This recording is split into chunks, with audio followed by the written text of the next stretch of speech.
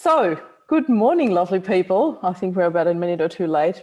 I am so excited to introduce this beautiful lady to you guys. I've been waiting because Megan has been introduced to me by the very lovely Dr. Nicole Cruel that I interviewed 2 weeks ago. And she said, you have to talk to this lady. So I did, and Megan and I had a chat. And she shared her story with me that really, really touched me. So I said, I need to get you in front of my audience. I want my group to meet you. And here she is. So I'm really, really grateful that you have said yes to the interview and that you're willing to share your story with us. So Megan, would you like to introduce yourself to the audience? Yeah. So I'm Megan Baker. I guess, gosh, it's always so hard to know where to start. Like when does the story begin? So I'm here. I'm coming from a place where I work in Port Macquarie on the mid-north coast of New South Wales. I drove past you yesterday. Oh, really? Coffs Harbour. Yeah. Yeah, this is actually, we moved back here a couple of years ago, and it was, a bit of a coming home because I grew up in Taree. Cool. So it's nice to be back here, but I guess I think, it was only a couple of weeks ago that I had this realization. I think there's lots, I don't know if I saw it on a conversation or a post or something that said, about what you wanted to be when you were little, like what was your dream? I think it was in Nicole's group actually. Pardon? I think it was in Nicole's group actually, because I saw the question too. Yeah, right. And so I kind of was thinking about it, and I realized that the one thing that I can remember wanting to be was a mother. That was what I had always, I just always wanted to be a mother. Yeah. It was, gosh, we're coming up to 8 years ago now. I went to, it's actually funny, I went to Nicole's, one of her book launches, and was with a friend, and we saw a guy, and he looked kind of familiar, and my friend said, oh yeah, that's that weird guy that works at, works in the same organisation that we worked in. And then he sat in some training that I was running and came and talked to me after, and ends up that is now my partner, Peter. I love it. The weird Czech guy. The weird guy. I love these stories. You ended up with a weird guy. That's so beautiful. Yeah, beautifully weird. And that friend that was with me, is we actually ended up living together for about 5 years. And so Peter and my friend Yvonne and I lived together for years. And during that time I was blessed to end up pregnant. So that was in 2015. And I actually have a photo of my face that morning, like when after I'd done the test, and this picture of my face, it was just so excited, so happy. And I remember going in and telling my partner and super excited, and telling Yvonne, who we lived with, and just I definitely didn't do the wait the 12 weeks before you start telling people. It had always been a thing for me that if anything was to happen, then I want people to know, because I want that support. I wholeheartedly agree. Because you would probably tell your closest friends first anyway, and they are the ones that you want support with through the highs and lows, through everything. That's it. So it was, and I was just too excited to keep it quiet anyway. I was telling people straight away. It certainly wasn't an easy pregnancy. I was, had morning sickness, all day, all night sickness. I had no idea why they call it morning sickness. Never made sense to me either. It was all day permanent nauseousness. Like let's even change the name of that. And that was it. So that went on for quite a while. And then at 28 weeks, I think it was, I ended up having to go on some antibiotics, and which, you know, I didn't want to, but I did. And then I woke up the next morning, I think, after I'd started those, and yeah, my feet were just so itchy. I was itchy, and it was really weird, and I didn't know what was going on. And I had a private midwife, and I called her, and ended up, it looked like the antibiotics I'd had a reaction to it, and I get confused. The names are really hard because they both start with C, and because there's two conditions in here, and kind of they're not the same but not different, and I'm not really good with medical terms. Anyway, it was a liver issue. I was lucky my sister's a naturopath and got me on a whole lot of stuff to cleanse my liver. But which worked, but before that I had to sit, like I couldn't sleep because my feet were so itchy. I had to sit in a bucket, like have my feet in ice cold water just to not go crazy. And I had to go through the thought of, you know, the possibility was that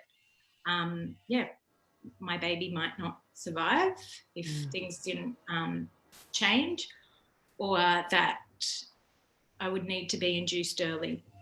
So I didn't speak for a day when I found that out. It was a really big challenging process, but yeah, luckily I cleansed my liver and I was okay.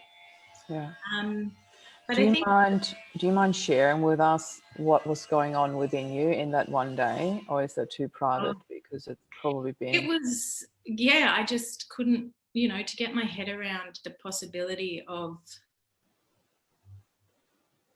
my baby not surviving, and or even the thought of having to induce early and that being a risk, you know, really risky for the baby. It was just this, I can't believe this is happening, you know, this, you know, what would I do if this happened? And so much. And I just processing through all the all the options. But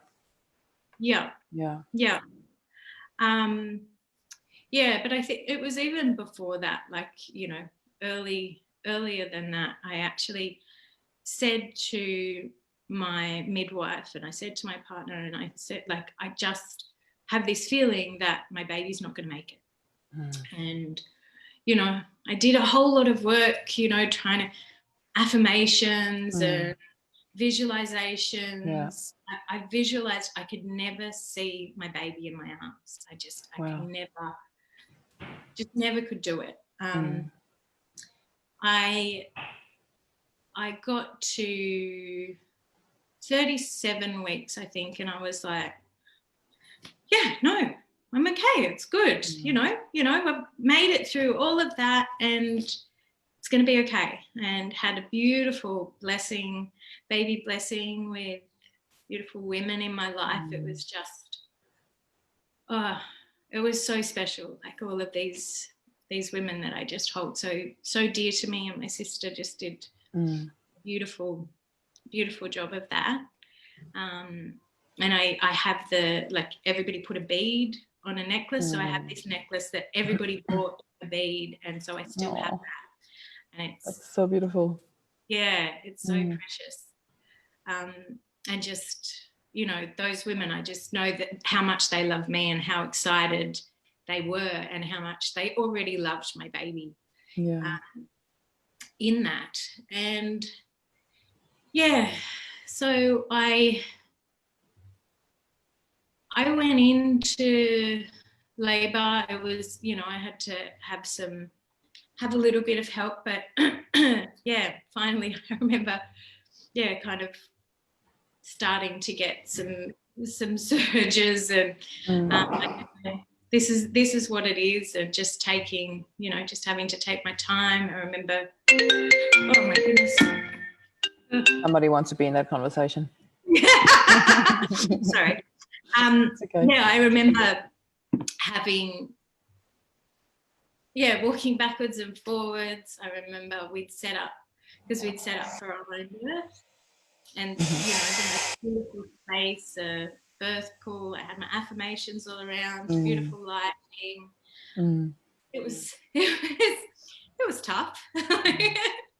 It was tough, but it was exactly, it was the birth, like, I guess, that I had wanted and dreamed of, just Peter and I and our midwives, and in our space, and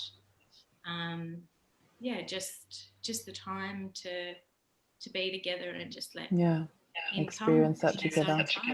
Yeah. So did you know at that stage that you're going to have a boy, because you said him, or just because you know in hindsight?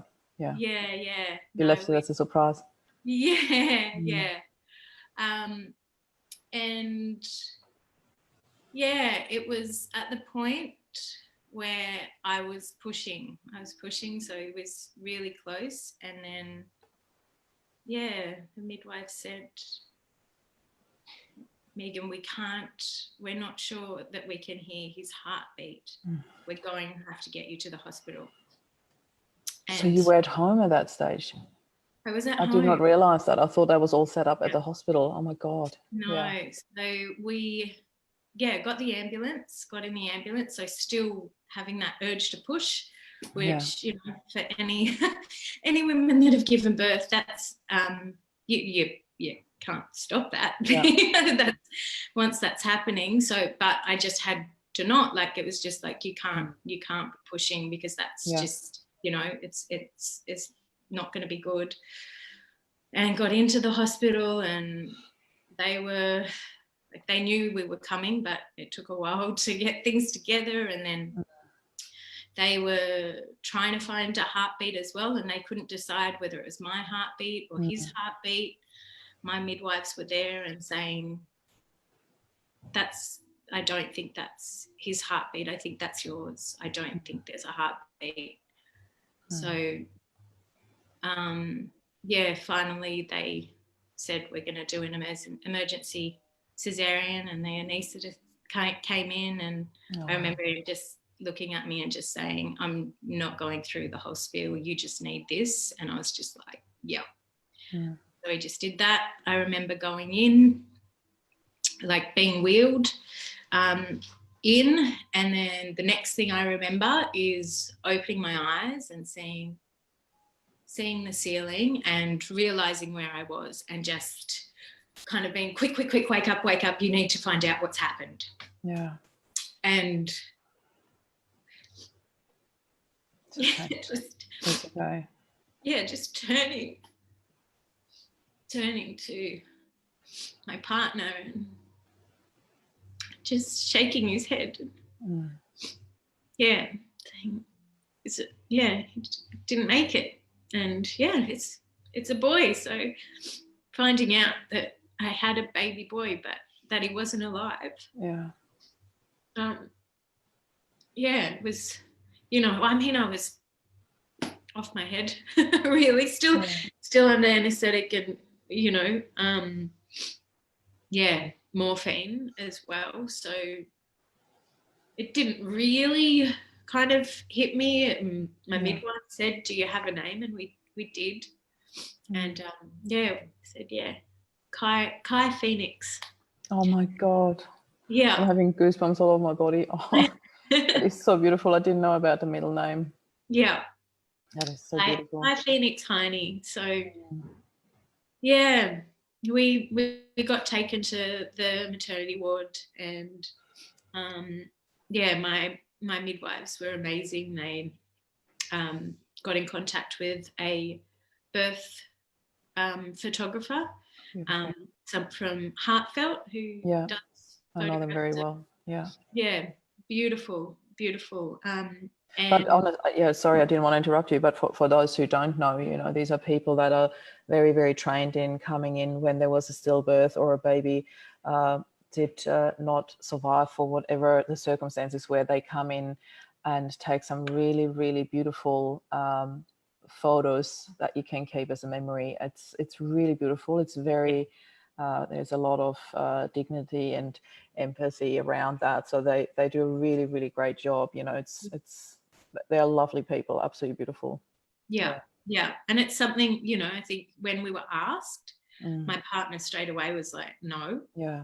And it's a very intense time to ask this, but at the same time, this is your only chance that you get to keep some photos that you wouldn't even think about that at that stage. Exactly. So the hospital luckily is quite prepared for these circumstances to offer that. And, you know, one of my very, very close friends has gone through, and I'm so grateful for her that she got the chance to take these photos, and she really treasures them. Yeah.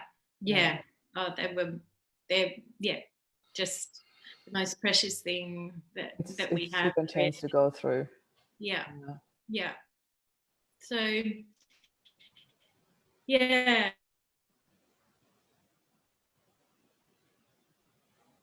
You're frozen now, Megan. You look beautifully frozen, but unfortunately I can't hear you now. Yeah. Ah, there you go. I'm back. You look very lovely, like a still photograph. You're talking about the photos and you're like a still photograph posing. I'm like, where is she? I'm so glad, because sometimes those frozen things can be terrible. No, you were very lucky. You were frozen a very beautiful still. I'm like, oh, are you thinking or are you moving? No, you're not moving. Glad you're back. Yeah. So we had 5 days with Kai. So they had we had a cuddle cot. Yeah. So like it's a cold plate within a beautiful cot where he was able to stay in with us.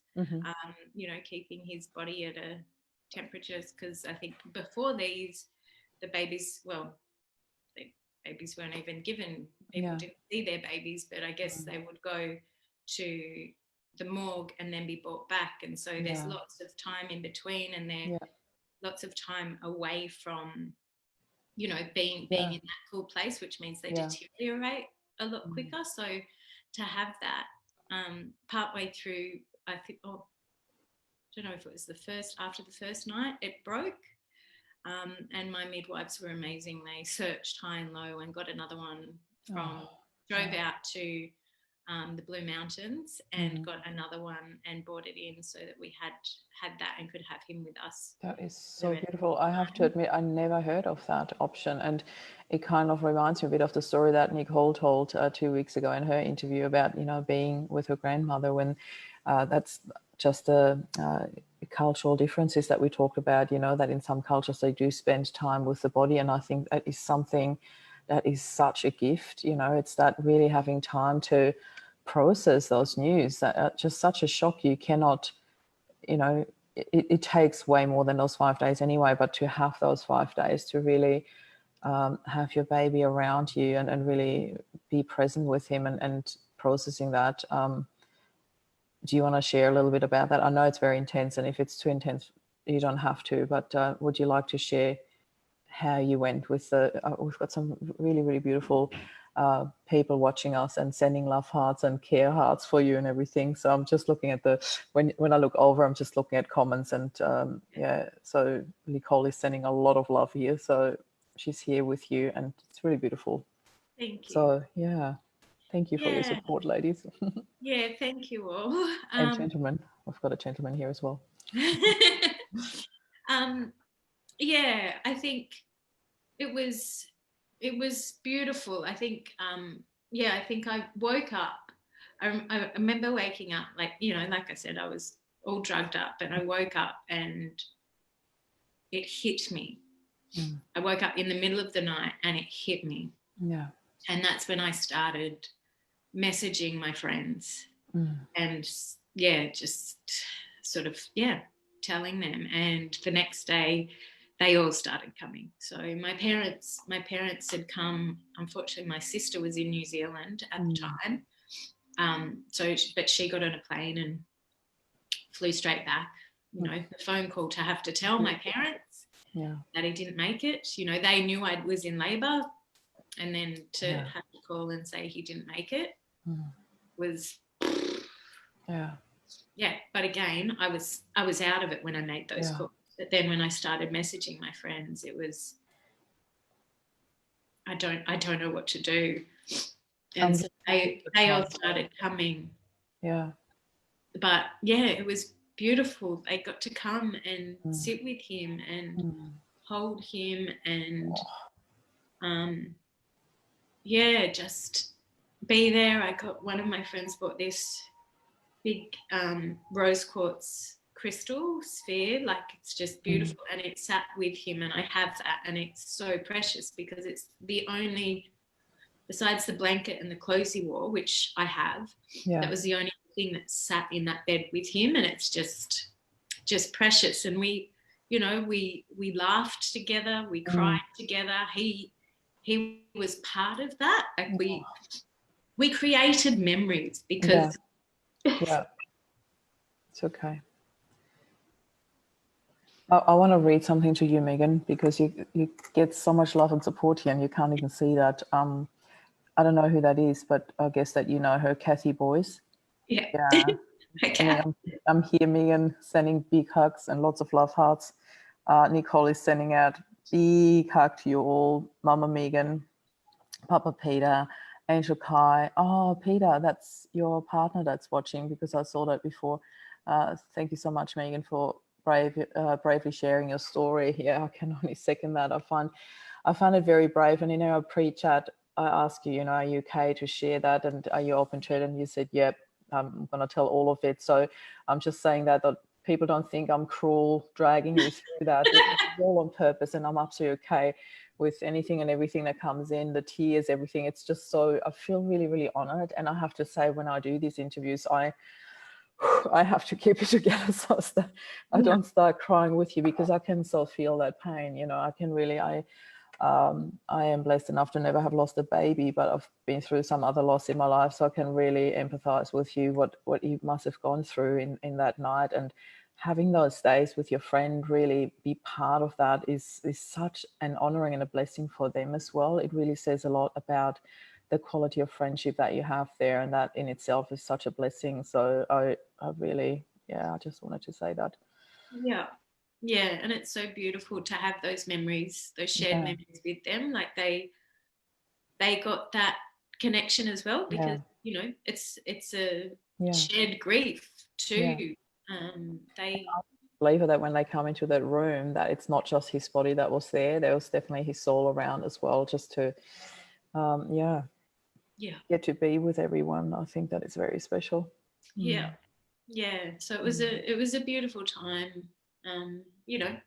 Hard as well, the nights, just with the three of us, Peter, Kai and I, and they were definitely really hard, and just I couldn't move too much, so having to get my baby handed to me, I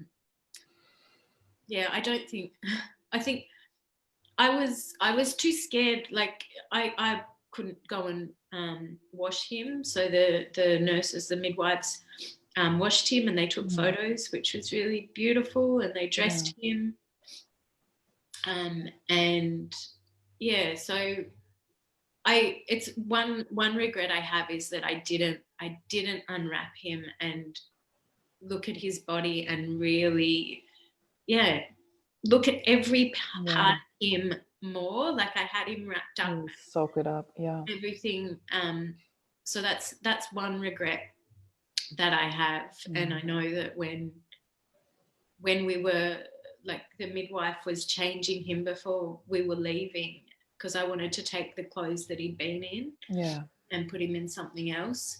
My whole family, I remember them standing around and like looking in, and it was a moment of, they haven't seen his body. They hadn't seen him unwrapped. And I wish that we all got more of that. But, it was just doing what I could and doing what I felt was right in each moment. And for some reason it was 5 days. Like I would have, I never wanted to leave, but it was like just this feeling of it's time. And yeah, to walk out of that maternity ward with empty arms, walk past pregnant women in the waiting room. And I mean, the hospital was amazing. They moved me as far away from all of the other women and babies as they could, so I couldn't hear them crying. Yeah. But, you know, walking out, I could. Yeah. Yeah, it was just, yeah, kind of horrible torture, really. Yeah. I wish you could see all this. Like I'm having my phone next to my screen where I see you on the screen for the interview, and to the right I've got my phone, and there's all these love hearts coming in, and I've never had so many messages during the interview. Really, you're receiving so much love and support here. Who's Christy? My cousin. Somerset? Thomasel, yeah. That's my beautiful cousin who is, yeah, I mean, Kath and Christy both, yeah, they understand loss. Yeah, she said you're the bravest person I know. Lots of love hearts as well. Chris is watching with us. He lost his son, and we had 2 interviews with him here already. So he's always a big supporter here in the group during the interviews. I really love having him around here. And Terry, who's lost her son, is watching, and she's in a mermaid club. So she goes in the sea every morning. It's part of her healing journey. And she's like, I'm at the sea, sending love to beautiful Kai Phoenix, sharing your tears, Megan. So beautiful. And lots of love hearts as well. So you're receiving so much. You can read through the comments afterwards as well. But I always feel like they might help you get through this interview. And I know you wanted to share your story. So I'm here to hold space for you and let you share whatever you want to. I'm really grateful that you shared it with us, because it's probably one of the deepest ones we've had so far in terms of how fresh the loss still is for you and how raw these emotions still are for you. And I feel really honored that you shared them with us. So thank you so much for opening your heart to us, because there's more love hearts coming. It's just coming ongoing. I want you to watch that all afterwards. You know, the stuff that comes in, it's really beautiful. So thank you everyone for the support that you're sending here, because I can feel all the love coming in, and it keeps coming. Yes. So it's quite hard to make that next step here, but how far after was the funeral? How long did that take for you to get through, and how did you process through that? Because I know that is one of the most intense parts. I've only ever been to one funeral for a baby, and it was so intense. I have no words, and that was my niece. It wasn't even my own, but it was very close family. And I remember when they walked through with this tiny coffin, there's just no words. There's just so much heartache, so much tears. It's just how did you even get through this, and who helped you through that? Who arranged all of that? Did you have you must have had tremendous support through all of that? Yeah. I think it ended up being about 2 weeks, or maybe exactly 2 weeks. Yeah. Kind of a blur at times. But I think that was actually, I wish I wasn't doing it, but at the same time I love doing it, because it was my opportunity to be a parent to my child. This was kind of like one of the biggest things that I could do for him. So again, my amazing midwife, she had a funeral celebrant. She sort of said she'd been to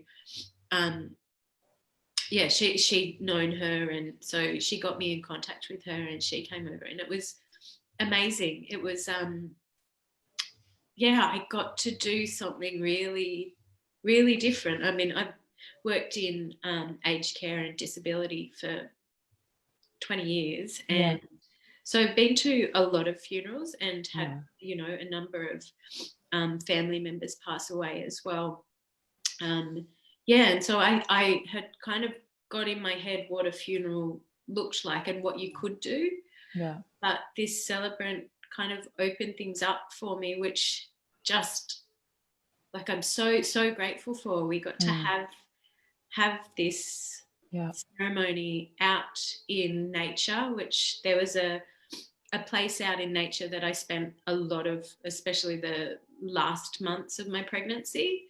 I used to, it was just me and Kai would go out there, and I'd lay in the grass and swim and journal, and so that was our place. And I got to have this beautiful ceremony there, and have a mentor and a beautiful friend who is a shaman from Peru, and she actually, we did it in a circle. She opened it by drumming, and beautiful. Everybody bought something from nature and put it on his casket to actually go with him. We put prayers into flowers and released them into the water. That's so beautiful. Yeah, my sister spoke, my dad spoke. I remember, my cousin Christy, who's watching at the moment, her beautiful yet brat of a husband passed away in the December. So Kai died on the 17th of March, and Peter, died in December, just before. So I was very pregnant. His last words to me were, "You're massive." Oh, nice one.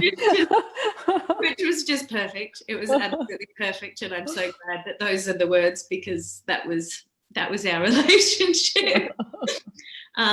But that, her and her 7-year-old at the time and her 1-year-old were going through, like, they were in the depth of their grief, and they turned up and were there with me in that. And amazing. I remember seeing them, and I remember seeing Hamish, her little boy, and just thinking, like, he was amazing.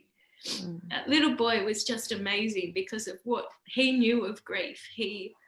How he was with me was just precious. I would cherish it forever. And it's, because of the way that Pete and Christy also raised him. So that was a precious moment. So was he the 1-year-old or the 7-year-old? No, he was 7.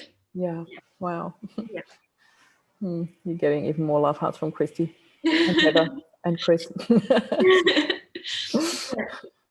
So it was really beautiful. I mean, the carrying, I know, for Peter and I, carrying his casket to the car to be taken away, to, that was it. That was, we put him in the car, and then he drove away, and that was hard, but a moment that needed to happen. And I'm grateful for everybody that turned up. And I think I got a lot of comments about the funeral as well, which like that they hadn't experienced anything like that. I kind of thought it was because he was a baby that I was able to do things like that, but it actually opened up to me that I started looking into the funeral industry and became a funeral celebrant. Because of that is so beautiful, because that's exactly what I wanted to get to, because this funeral and how you decided to create it really laid a cornerstone for quite a few other things as well. And it was only the beginning for you, actually. And I love how really intense and emotional stories like yours can turn into something so amazing and beautiful for a lot of other people, when you really turn your painful experience into something that gives so much hope and beautiful memories to others that have to go through things like that. And I also remember another person that I interviewed here not too long ago. I don't know if it was before or after Nicole, Steve, who runs Motorcycle Funerals. He was the one who told us that, the funeral industry is one of the most unregulated industries that you can find, there are simply no regulations. Funeral directors might want to make you believe there are, but there are not, because he looked into a lot of those things, you know, when he started motorcycle funerals, and did something completely out of the norm. And people are looking for something like that. People don't want the, you know, the standard funerals. For a lot of that, it's important and they want that. But there are also a lot of people out there like you and myself and a lot of others that really want to honor their closest, nearest and dearest that they have lost in a very special and different way. And I love that you did the drumming and the shaman circle. That is just so special and precious and beautiful. I really, really love that. So I'd love for you to tell us a little bit more about the story, how it continues, how you then became a celebrant. So how long did it take you to make that decision and say, you know what, I want to go into that. I want to do this for others. Oh, So there's yeah. obviously a lot of processing time through your own grief before you were able to share that with others then as well and hold that space for them. Yeah. Yeah. Well, I think yeah, gosh, when did I do it? I don't know. Like I remember just kind of just how special that ceremony was. I think it was also, you know, that was probably almost a little bit of coming out of the closet for me, the way that it was done, because it was a little bit out there for some people. But so was it the shaman friend of yours, the Peruvian lady who was the celebrant for?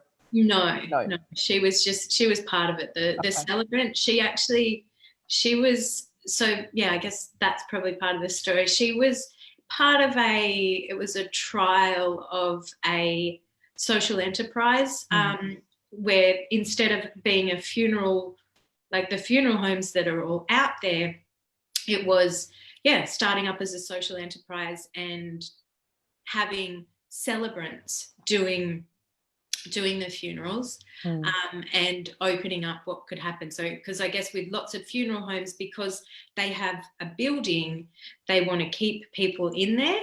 Yeah. And so without a building, then you're open to a whole lot of other things. And those celebrants being really creative support, but also, you know, holding people in their grief.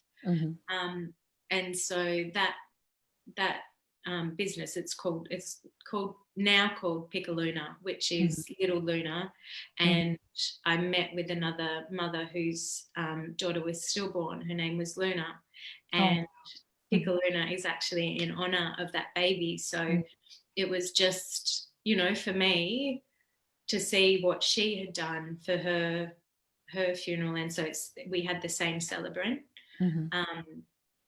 And then the thought of being able to do these beautiful, beautiful celebrations in so many different ways, you know, whatever it was for those people, just thought, like, in these moments, like it broke my heart to hear that about how, you know, there can be markups on things up to 600% on coffins and things. Like, and when people are incredibly vulnerable and, you know, they're in a position of, I will do anything.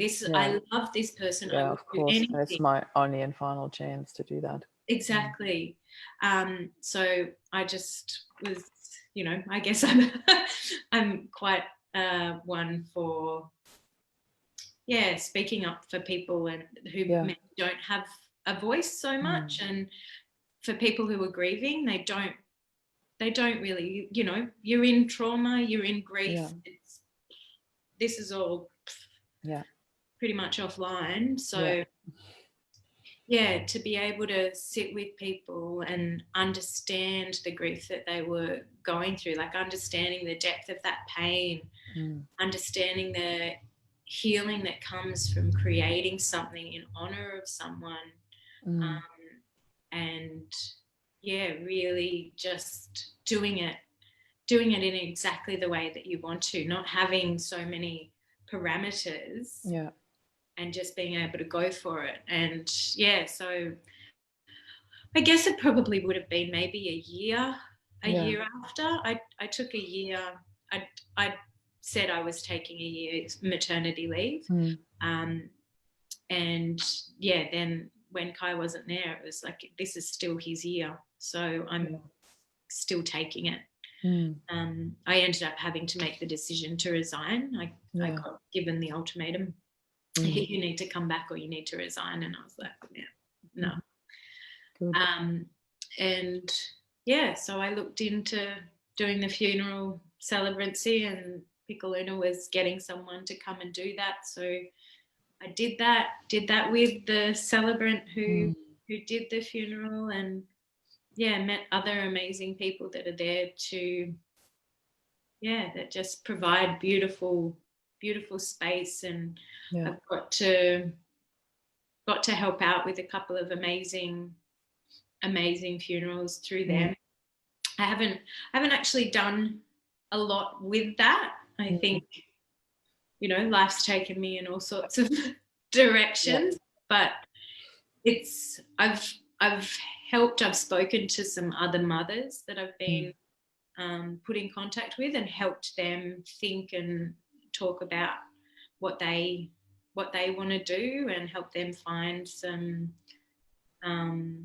poems and those sorts of things, and little rituals to go. I believe there's just so much more to all of that than just the funeral, because the funeral is one day, and yes, it takes a lot of preparation to do that, but I believe like the actual leading up to it, those 1 to 2 to 3 max weeks that you usually get between the passing and the funeral are huge, and to have support through that and somebody who can take over or can help you with these things is just tremendous. It's really quite important to receive that.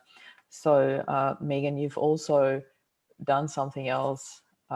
You call it your offering to the world that you and Kai are still doing together. So tell us a little bit about that, because I really want our viewers to hear about what you have actually done with that, because I always talk about the hidden gifts in adversity, the things that are really, really hard for us to see at first, because at first all we see is the pain and the grief. And once we work through that, we start finding those tiny little gems, and then bigger gems, and we actually, the deeper we dig, the more gems we find. And those hidden gifts in adversity, you've really done something very, very beautiful with that. So I'd love for you to share that as well with our viewers. I think the first thing, so my family was beautiful and paid for Peter and I to go to Thailand a few months after Kai died. That was a bizarre thing. At the airport, getting there and just going, what are we doing here? Like this isn't where we should be. And but it was there. I remember being on the boat heading over to the island. Just having this stuff just pour out of me. I was just writing.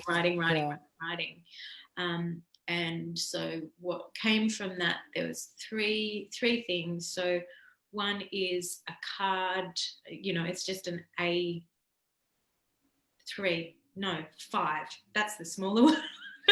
A5 is half of the normal standard page, like a A4. A5. That's A5. A5. Just a card, and it's written as a letter from me to a mother whose baby's just died. Because when I was in hospital, I got given a book of all sorts of stuff. And I remember, I think I opened it once and shut it and was just like, I cannot deal with that. So it's just a card for when they're in hospital, sort of saying, like I said, that regret of not looking at his body like that. And it might seem weird to take photos, but this is your only chance, so do it. And having friends and family come if you can, so that you can create some memories. So it was just I think maybe 10 things that I put there, so it's just easy. Things that you wouldn't think of in that moment. And it's coming from someone that's been there as well. That's what I wanted it to be, because that's you know, for me, it was just like, you haven't been here, you don't understand. Like you can only come so far with me because you haven't been the rest of this distance. And it is, afterwards, it was very much other bereaved mothers that I needed to talk to because they got it. Yeah. And I believe it's also a really, really beautiful offering, not just for the person who reads it, but for those people who stand around completely loving this person and being absolutely helpless in terms of, what do I say? How do I deal with that? And for them to have something that they can get from you and pass on. And like, this is, I hope, will be helpful for you, or this is what I feel can help you in this situation. It's just so beautiful, because you're not just helping that one person, but everybody else around him or her who is grieving and doesn't have any understanding of it, and no understanding of how do I hold space for this person. And that this is my very reason for the movement Loving Life After Loss, because society does not equip us well with how to cope with grief, how to cope with loss, you know. And I believe that there is so I don't even know how to say this, if there's so few or so many of us out there that we haven't connected yet. But, you know, there's certainly like more like single fighters running around trying to change something around this concept of loss and grief. And I'm here to pull them all together. I really want to, that's why I'm doing the Upspiral Grief interviews. I want to introduce everyone to this world, to go like, you know, there are people out there who deal with it differently, who deal with it with a really beautiful, loving, positive spin on it. And you certainly are one of them. So I'm really, really stoked. So tell us a little bit more about what else you have created together with Kai, because you always make quite a big point about that. And I love that you and Kai are offering that together. So it's your work, not just, well, from what you were saying, like the next two resources that I created were, one is for the mother, and it's about honoring her motherhood and honoring her baby. So again, some things that she could do. I've got this beautiful bracelet. So a friend gave me this with a K on it, and then another couple of friends got me his footprints made into a little pendant. That's so cute. So, you know, about having jewelry. And I know that I gave one of those pendants to like Peter and my family. So the men had them on key rings, the women had them on pendants to do what they wanted with. And these little lambs that my sister-in-law gave him, a little lamb that had a K on it, and I got them for all the nieces and nephews. So that's so beautiful. Little ones have one too, and I've got one that's got dirty little fingerprints on it from her 1-year-old, which I just love that she played. Absolutely. It's well loved. It's beautiful.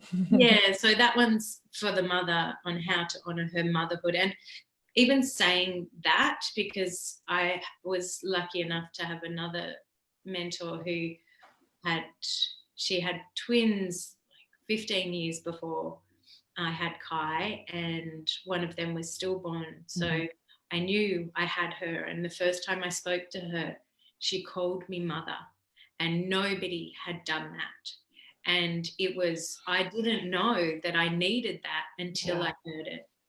So in writing that, I wanted it to be honoring that motherhood and saying you are still a mother. And these are some of the things that you can do to mother your child who isn't here in body. And then the other resource was something for those people around the mother on how they can support. And because I know, you know, for lots of people, and especially Peter, like he didn't know what to do. I was an absolute wreck. You don't get trained in how to handle situations like that. So it's really I have one more comment that I just want to quickly read out. It's so beautiful. Such a strong, brave woman / warrior. I'm sitting here listening to you in tears, but in awe of how truly amazing you are. Much love. Sharon has got a 3-year-old and just recently lost her husband. So it's like, you know, she's seeing it from a very different perspective, obviously, to you, but it's just, oh God, there's more love coming in. Love hearts from Christy. And Bonnie and Hamish cherish their Kai lamps. Yeah. Oh God, it's so beautiful. That is so beautiful. Oh, Yeah. thank you. Yeah, so those resources were things that we created together, and then we also created a range of products. So they were something that I guess I thought and I felt would have been supportive to me. Yeah. So yeah, and it's called the Arms of the Angels range. So it's I love the name. really grief support Yeah. things. They're just beautiful because I think that, again, people don't know what to do. And lots of time they give flowers and food, which, you know, beautiful, but there's only so many flowers and there's only so much food. I mean, well, I remember Hamish saying you can never have too much chocolate. And that's Oh, yeah. That, Hamish, that's a good point. yeah, but yeah, it was just something else, and also created through love and grief. So it's kind of something that, you know, when I send these things, it's really personal. Like I write a letter, and I really, you know, again, I'm honoring the grief that they have. So there's some Australian bushflower essences and a mist, you know, that's just a beautiful thing to spray and smell. And there's hand cream, which is just, you know, so beautiful to just caring and nurturing. It's so well needed, in particular after that. Yeah. And bath salts and a heart salve as well, just to rub on your heart. So that was something else. Again, it wasn't for me it came from Kai. It was just this is what you need to make. And so it's always an honor to have that, like when someone is grieving and be able to go, I'm like, I know I can't change this pain, but I'm here, and here is something of support for you.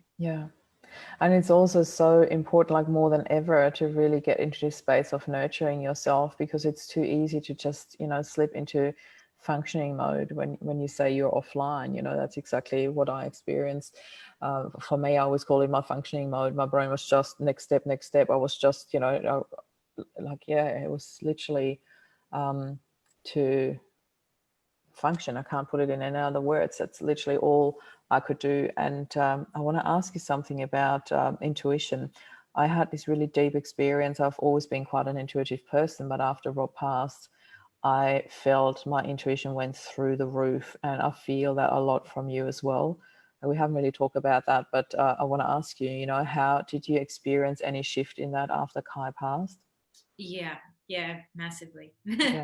Massively. I'm actually at the moment, sitting in my room where I hold healing sessions, and one of the things I offer as well is grief support. But I talk to people and say, like, I'm working with Kai, like, and I feel like he's a bridge and has opened things for me. I definitely I'm more connected. I definitely, you know, in the first bit of time afterwards, because I guess I went into, I don't even know what I believe in, like, how could this happen, you know, in this grief. But then, you know, when I was able to start to put myself back together again and pick up the pieces, you know, I guess it's like everything collapsed. Like, okay, so what actually comes forward with me? What stays behind? It was definitely a good time to let go of a hell of a lot. Amazing. What comes forward with me and begin to open again. And once I did start to open, it was like, right, I'm so much more open and connected to beyond this physical realm. And I feel that quite strongly with you, and it's really beautiful. And I love that you offer that to other people. You've got so much strength that you bring, and so much love that you bring, and that is both such a beautiful gift to have. You know, even all the offerings that are coming, it's so obvious that they're coming with love. I even asked, I want to share that here as well, in our little pre-chat, what do you actually call it? Do you call it a business? Do you call it a movement? Do you call it, what do you call it? And it's like, it's an offering. And I just loved that you said that, because it just so highlights that everything you do is coming from both of you, and that it's coming with love. And it takes so much strength to actually do that. And I also know it took a lot of strength for you to get through this interview. So I really want to thank you from the bottom of my heart, and all the viewers here as well. You received so much love through that. Go back and watch it later. There's just love hearts coming on end. Like, it's just really beautiful. Megan, we are much love to all of you here from Peter. He's just sending much love as well. So thank you so much for being here as well, Peter. I really understand it must be quite challenging for you as well. And I love that support that you have given to Megan, because there is so much love coming from your whole family, from all three of you. And it's really, really quite apparent. So thank you for being here and watching your beautiful partner be here on screen with me. Shalina is also, like, she's one of my beautiful torchbearers in the group. She's been through quite a few programs, and she's sharing her story really, really openly. And she says, I love that you have Kai leading you through this journey. Yeah, I totally agree, Shalina. It is so, so beautiful. Like, it's so apparent that he is with you. And it's not just something you're imagining it. It's really apparent. It's like, you can feel it when you talk and what's coming through you. It's just really beautiful that you're open to that, and that you have that beautiful connection. It really honors him and you and Peter as well, to be there with you guys and to hold space for you. Terry is sending love to you too, Peter. That's really beautiful. Thank you, Megan, from Sharon. It's like everybody's just sending love and rainbows and love hearts, and it's just love is in the air. I love it. So, Megan, before we go, I just want to say, I would love for you to share whatever links and websites you have where people can contact you or purchase these beautiful offerings from you, or can recommend that on to other people and share that. Please, when Megan shares it, feel free to share it left, right, center. Like, as I always say, these Up Spiral Grief videos are recorded and will be shared on other platforms as well, because usually I keep everything within the group. But these videos are shared out to the outside world as well, because obviously I want those people who offer their time and their story in the interview that they can share it too. So I always make that available for everyone. I will send you the link after that, Megan, so you can share it. And yeah, with this, I just want to thank you from the bottom of my heart, because I know this has been really challenging for you, and I honor that you've done that. It's really, really beautiful. I'm very grateful that you've been here. So any final words from you? Thank you so much for having me. It's an honor to sit here, and I guess that what I say, like when I'm crying, like this is my life. This is part of it, and that's part of my work as well. This is what grief looks like. I can be like this, and I can be in that really deep pain of it too. That's walking with grief. But it's been an honor to talk to you, and I really appreciate the space that you've held, and so much love and appreciation to everybody that was there supporting and sending love. Beautiful. Yeah, it's just been an honor. So thank you for the work that you do as well. It's so You're so very welcome. Thank you for honoring that too. So yes, please do share all the links that you have. Thank you so much for being here today. Thank you everybody for watching, and have a blessed day wherever you are. Thank you.